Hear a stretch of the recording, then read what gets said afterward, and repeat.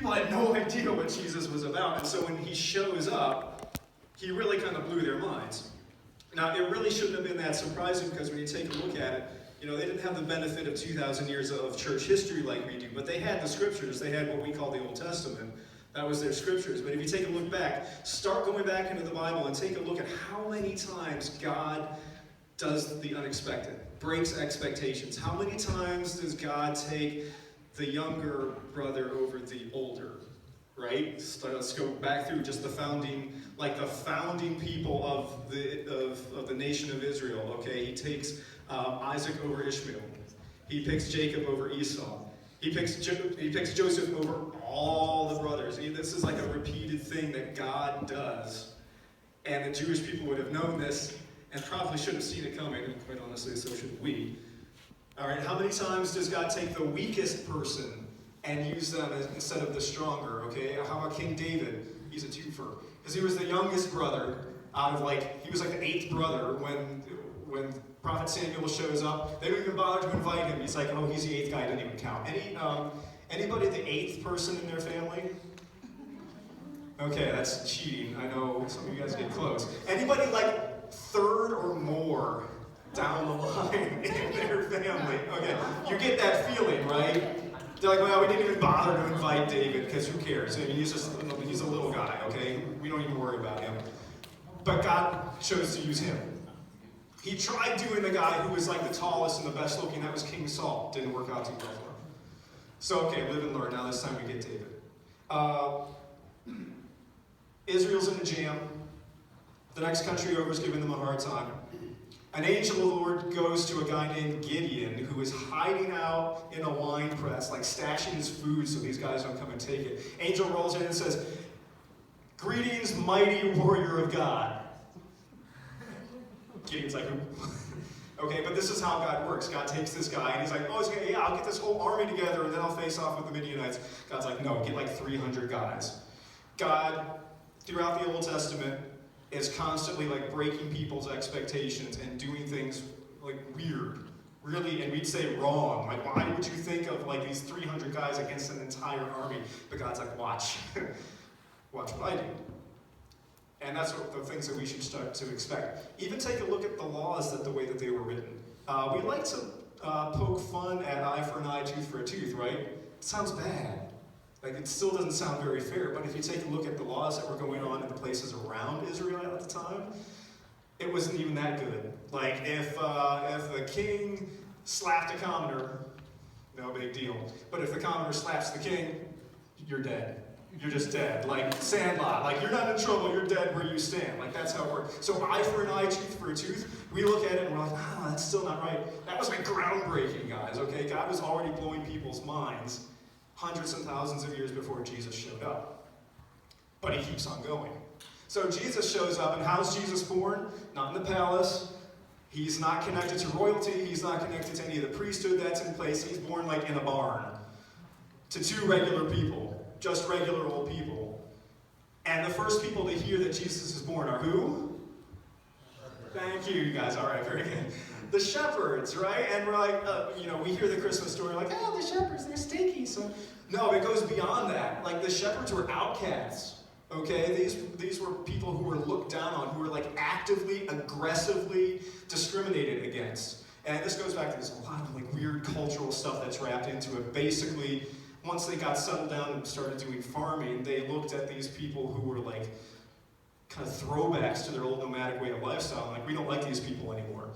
So shepherds were really hardcore outcast from the rest of society, to the point where their testimony could not even be used at a trial. It didn't count. So if a shepherd came up to you and said something, you couldn't take it as truth, culturally speaking. But that's who God goes to first. Okay, people whose testimony doesn't even count, but God goes to them first to show up the rest of society going on around them. Who's the next people that God tells about the birth of Jesus? Who else do we see on that little nativity thing? Wise men, right? Foreigners. Not even people from Israel. Not even from around here. And they show up. They have nothing to do with the people of Israel. They don't even know God as the Israelites would have known him, or as we know him. But God chooses to speak with him, breaking all expectations, breaking all the molds that are going on. That's how Jesus gets started. Like born, right out of the gate, there he goes. Who does Jesus put together as his team, like his disciples? The first four guys, Peter, Andrew, James, John, what do? Fishermen, okay? Like, we're not talking about, like, Ivy League level education. We're not talking about scholars. We're not talking about leaders or, anything of that sort. Just regular dudes. And not always that with it. All right, look at the way that the disciples handle, like, most of Jesus' lessons. I mean, like, but God works through them. God chooses to use the unexpected, okay? Who else does he get in there? He gets a tax collector. Okay, the sellout, like the ultimate sellout. The tax collectors were Jewish people, but they were working for the Romans who had come in and taken over Israel by that point. They were collaborators. They were sellouts. When like the religious elites would pray, okay, here we go, let's get real. They would wake up and they would say, "Dear God, thank you that you did not make me a woman." No, guys, come on. They would say, "Thank you that you did not make me a Gentile." They would say, "Thank you that you did not make me a sinner, and thank you that you did not make me a tax collector." Like, that's where they fell in, like, the ranking of, like, how bad they were. They were considered, a tax collector was, like, the ultimate sellout because they were collaborators. Jesus gets one of these guys to be his disciple. Now, anybody interested in doing, like, journalism or PR or anything like that? Marketing, advertising. This is a very bad PR move. Okay, any ad execs back in those days are like, "Jesus, let's talk about optics here, buddy. This is bad. This looks bad." You get this guy as one of your disciples, there goes like all of mainstream Jewish society. Like your approval ratings just go. Jesus takes the guy because that's the point that he's trying to make. The next guy that Jesus gets, Simon the Zealot. What's a zealot? Okay, the zealots are the group of guys who were fighting against the Roman occupation.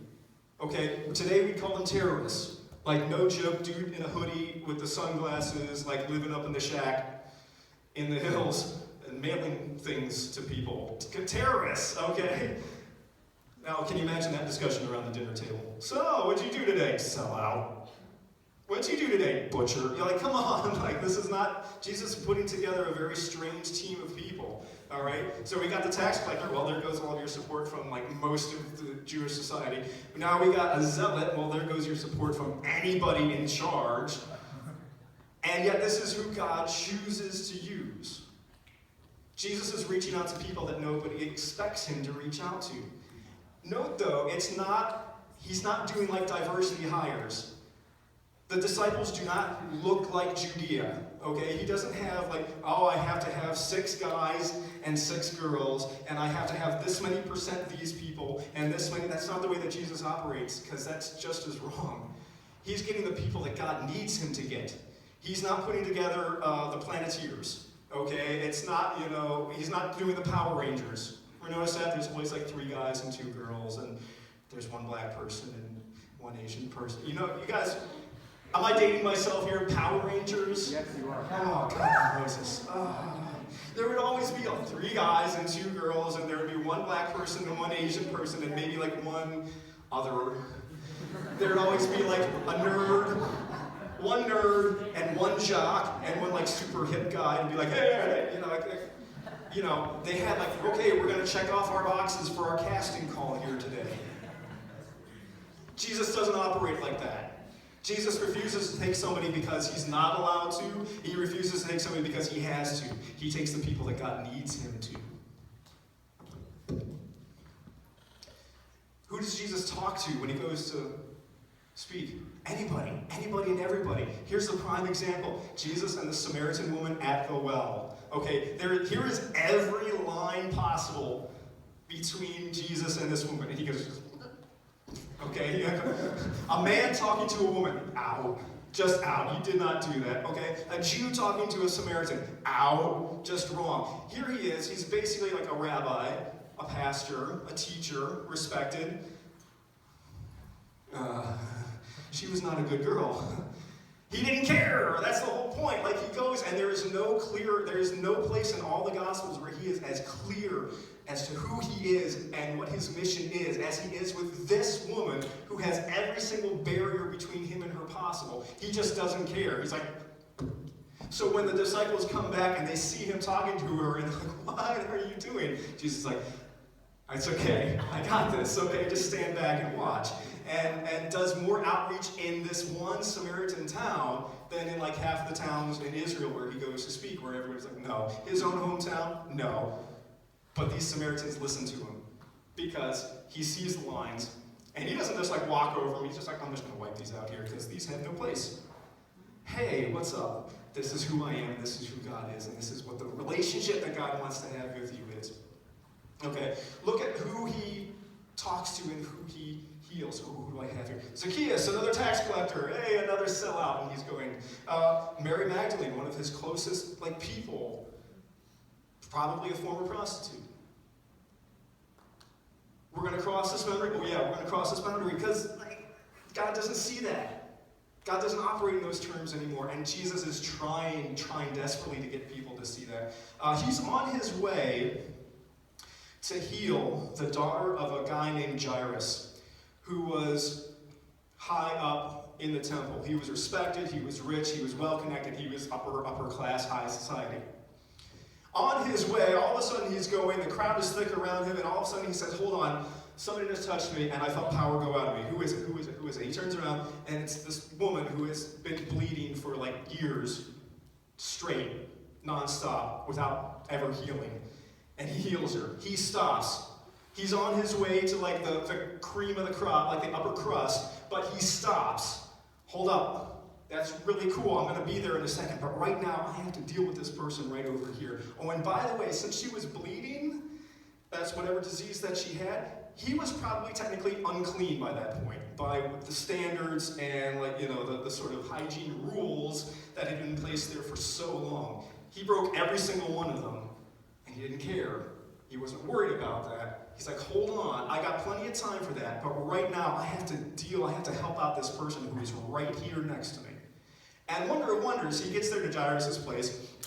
The girl has already died, and everybody's like, well, you wasted your time on that woman, and you could have been here healing this girl. And he's like, no, it's okay, I got this, and raises her back to life anyway. So here's God saying, look, here's this expectation.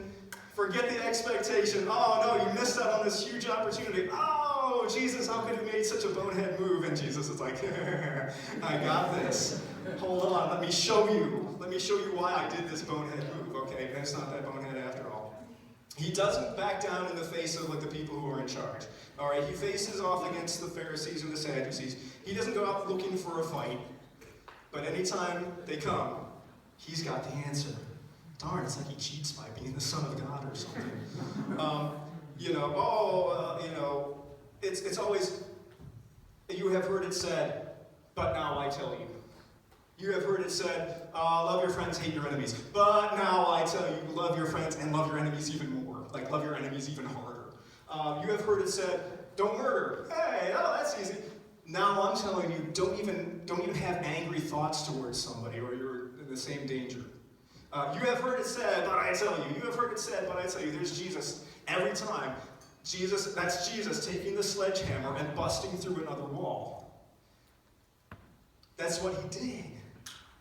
When he teaches, he's always got this authority, and even at the very end, he's on trial for his life in front of Caiaphas, the high priest, in front of Herod, like the Roman king that they had set up, and Pilate, the Roman governor, and they're always like, each one of these guys is like, hey, do a miracle, show me something. And he's like, Pilate says to him, are you trying to set yourself up to be the king? And he's like, well, you're saying it, not me. Like, he's got an answer. He's always got an answer. Because I think he realized who the real authority was. Sometimes we get wrapped up in who's in charge. Who's setting those rules? Who's setting all these precedents? Oh, I can't do that because so-and-so says that I can't. Yeah, they're not really in charge, though. God's the one who's in charge. Jesus realized that. Finally, there he is on the cross. He's dying horribly. This is awful, okay? If you guys don't know, it's awful. I'm not going to get into it. This is awful, okay? It's the worst way to go. It's the most humiliating, most long, drawn-out, painful process ever. The dude next to him is losing his mind, obviously. Jesus is not. Everybody's expecting him to beg for his life or to be bawling, crying, and it's awful. But he's not losing it, because he realizes the mission is coming right there, okay? And in his very last, what's he doing? He's ministering to the other guy next to him. He's ministering to the repentant thief next to him on the cross. And he's saying, hey, look, I'm going to see you in paradise in like half an hour. But at the very end, what's Jesus doing? He's busy opening the door for somebody else to come through. At the very end of his life, at the very cost of his life, he's there waiting to open the door. He dies. Now, the whole expectation was that, oh yeah, he's going to be the Messiah. He's going to come in, he's going to have a sword, he's going to ride on a horse and put together an army and kick the Romans out. Make Israel great again. But he breaks that expectation. He's not that, and they've missed it this entire time because they were so busy looking for this. But instead, he's the Messiah. He's that Passover lamb. They had just gotten done with Passover, and he's there like having dinner. He's having the Passover dinner with all of his disciples. Guys, hello, trying to get a clue here. And so that's the Messiah that he is. Not the conquering king, take over everything all over again. But he's the lamb who dies, so that nobody else has to. And that's the disciples don't get it because they're still busy looking for the wrong expectations. They don't get it until he, 3 days later, he walks into the room. Hey guys, what's up? Yeah. Okay. They weren't expecting that either. And he has to explain it all to them. He's walking along the road next to these two guys, and he's like, don't you know how the scriptures have been going for the last 2,000 years? All right, let me write it down for you. He has to explain it to them all over again, how he broke their expectations. As the church goes, even the people who don't support them start to notice. Peter and John are on trial for speaking in the temple about Jesus. They're on trial in front of the entire Sanhedrin, all the religious leaders, and they're all giving them a hard time. And finally, this one guy stands up. His name's Gamaliel, and he was kind of famous. He was famous for being an expert in the Jewish law. Everybody knew him, everybody respected him. He was the mentor to a guy named Saul, who we've heard of, later on becomes Paul. Anyhow, he was intellectual, he had it figured out. And he quiets everybody else down, he says, hold on for a second, these guys, look, a couple years ago, we had a guy, called himself the Messiah, got together a bunch of people, they went out into the wilderness, the Romans tracked him down, slaughtered him hard. Last year, we had a guy, called himself the Messiah, got together a bunch of guys, they went out in the wilderness, the Romans slaughtered them horribly. A couple months ago, we had a guy, okay, look, you get this pattern that's going on. There's something different about these guys, though. There's something different about Jesus. They were starting to notice it. The ones who really understood and really looked into the history that God had been building up for hundreds, thousands of years. They looked at it and they start to realize who Jesus was, where he was coming from, and what the point was. Jesus was different from all those wannabe messiahs who just went out and got themselves promptly killed. Jesus was different. We're kind of supposed to be too. What's that mean? All right, this is the point where I become lame. What are the implications? What I'm convinced of is this. Now, don't play that. Every time he says implication, every time Lane says implication, it's like take a sip of water. You'll never get here. What does it mean for us today? What are the expectations of who a Christian is today? Are they particularly good? Everybody knows what everybody thinks of Christians. Ned Flanders, anyone? Okay. Joel Osteen? Boy, look what happened to Joel Osteen during Hurricane Harvey. Look at how happy everybody was to pile on that guy. Now look, the discussion about what his deal is some other day. My point being, look at how happy everybody was to see him get in some sort of trouble. And that's kind of like the way the world is looking at us. Hey, let's keep an eye on this guy. And the second he messes up, the second she makes a mistake, boom, I'm going to jump all over it. Everybody is looking forward, waiting for us. Because, what do people say about Christians? Mean-spirited. How about this one? Close-minded. Isn't that like the worst insult anybody can say to anybody these days? Close-minded. Okay, like murderers, that's pretty bad. Drug dealers, they're not so good. But if somebody is close-minded, you can lose everything without even having done anything. Closed-minded. How about this one? People know what Christians are against better than what Christians are for. Okay, that's real. Okay, we kind of, if we're not careful, we get this reputation as being rules lawyers. Like, okay, yeah, you can do this today, but not today. You can go to this place, but not this place.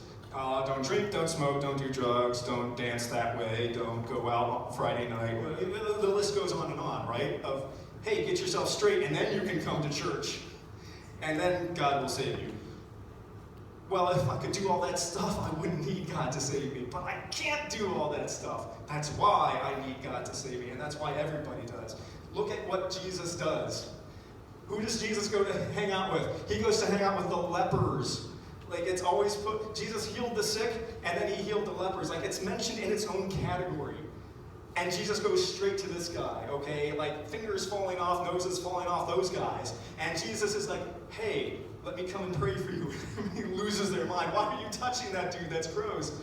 But Jesus does it, okay? Because it wasn't just a physical disease or disorder. It was also considered a social and religious one. Jesus saw that boundary and just went right over it. All right? Jesus goes to heal this blind guy. This blind guy's been sitting there for years, and he's the object lesson. Like, as the Pharisees go by with, like, their new little baby Pharisees, they say, oh, and make sure you don't be like this guy, because, God cursed him with blindness. I don't know what he did, but he must have done something, so just don't be like him. Like, this dude was their object lesson. Not even a person anymore. Like, this is the lesson. This guy was like the word that we use to describe somebody. And Jesus just goes up and heals him. Because Jesus wasn't concerned about that. Okay? A woman gets brought to Jesus who's been caught in the act of adultery. And yeah, he gets to go and sin no more. And that's an important part of the process. But you know what he does first? The first thing he does is he saves her life from people who are ready to kill her on the spot. All right, the first thing that he does is he crosses the line and he stands next to her and says, hold on for a second. Let's give a little grace for a moment to somebody who deserves a second chance. Because let's be honest, it's everybody. We got to take a hard look at ourselves. I got to take a hard look at myself to make sure that I'm being an open door in the same way that Jesus was. That I'm a safe place for somebody to land. If I had to ask around, what would people say about you? Would they say, oh, this is a person I can go to and know that, they'll say it like it is, but they're not gonna look down on me. I know they're not gonna look down on me. Or are they gonna be a person that they say, I know, I couldn't possibly tell him about this problem that I've got, because what would they think of me? I couldn't possibly tell her this because, she would just tell her friends all about that, and then it would be all over the place. What kind of people are we? The world's expecting us to be one kind of person. The world is expecting us to be the rules lawyers, and that, no, you can't come in yet until you get yourself cleaned up. Get yourself fixed up, and then I'll talk to you. But Jesus is calling us. He gives us that example of something different. Are you more interested in shaking your finger at someone? You messed up. You shouldn't have done that. Well, yeah, I know I shouldn't have done that. Or are you more interested in being the person who's going to be the hand to help somebody back up on their feet? Hi, my name is Pete, and I'm a recovering internet porn addict. Starting in high school. Hi, guys. I probably did have a support network behind me, but I couldn't see it. I didn't take the step to reach out to anybody because I didn't feel like it was there.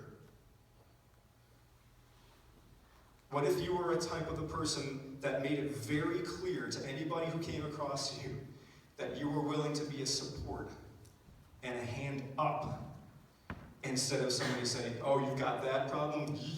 Okay, you keep that over there, I don't need to be. Because Jesus never did that. Jesus never said, okay, you got your problem, keep him over there, I don't need to know about that. Jesus is always like, hey, okay, cool, let's go, let's get this taken care of. What can I do to help? What if we did the exact same thing? What would the church look like? What if the church didn't look like a church? Oh yeah, well, the bigger cross we got outside, the better of a church we are? No, it doesn't necessarily work that way. But what if the church was a center in the community where people who needed help knew that they could go? McVick does a really great job of that. You guys have a spectacular legacy and history to tap into, and a kind of an amazing thing to keep going, the way that McVick opens its doors to people and organizations in the community. Keep it going, guys. Don't drop this baton. Keep it going as much as you can, because this is what Jesus desperately calls us to be. Now, look, not just a charity, not just a counseling session, but a place where God comes and then reaches out the doors through us. What if that's what we were? Can you imagine the impact that we would make? And this is why you're here, guys. God could just do all this up himself. He could just change people's mind. Okay, wouldn't be that much fun though. That's why God created you. That's why you're here. You're part of God's plan. And you're part of God's work that goes out into the world. Be more of that, guys. Because there's an entire world out there that is hurting and in need of help. In need of people like Jesus, who will break all the expectations, who will do the unconventional, not just be weird for the sake of being weird, not going out and picking a fight, but somebody who will be that open door, that safe place to land. That was what Jesus was, regardless of rules or expectations, and that's what he calls us to be today. Can I pray for you? Yes. All right. Let's pray. Dear God, thank you for the example of Jesus. Thank you for giving us someone who was fearless, who didn't worry about the expectations that were placed on him, who knew who was really in charge, who was really in control, not the powers that were around him that he saw, not the influences that he saw going on, but he knew that you were the one who was in charge, God. Armed with that, Jesus broke down every barrier, broke every expectation, right up to the very end, selflessly sacrificing of himself.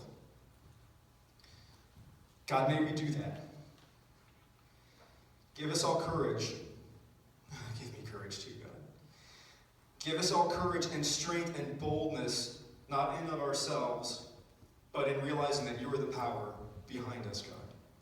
To be able to reach out in situations where nobody expects us to break the rules of who everybody thinks a Christian ought to be, but instead to be a follower of you, God.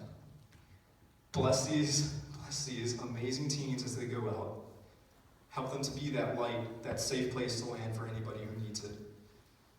Give them the strength to be able to look out, to reach out, open their eyes to where they're needed. The places right around them.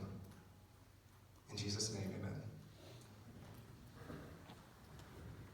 Thanks. Hey guys, my name is Diana. I've met and got to talk to a couple of you, which is awesome. But I'm filling in tonight, and I'm just really glad to be here with you. At this time, we're just going to go into a time of response and worship. So this room is yours. I'm not sure how you guys normally do things, but feel free to sit or stand or kneel or dance or whatever you do that connects you to